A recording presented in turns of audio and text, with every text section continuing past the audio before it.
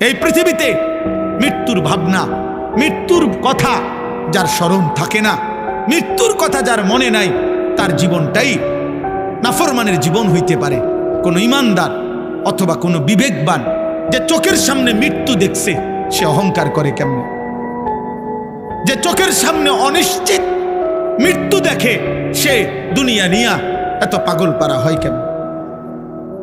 আল্লাহ বলেন, আমার সামনে মাথা নুয়ে থাকবে আর বলবে, আল্লাহ আমি সব দেখছি, জাহান্নামের আযাব দেখছি, আমার দুনিয়ায় ফেরত দেন।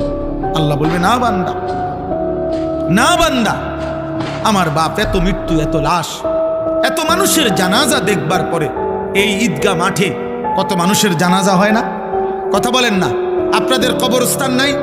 এখানে একজন মানুষ আছেন যে কোনোদিন কবর দেখেন নাই? বলে না ভাই?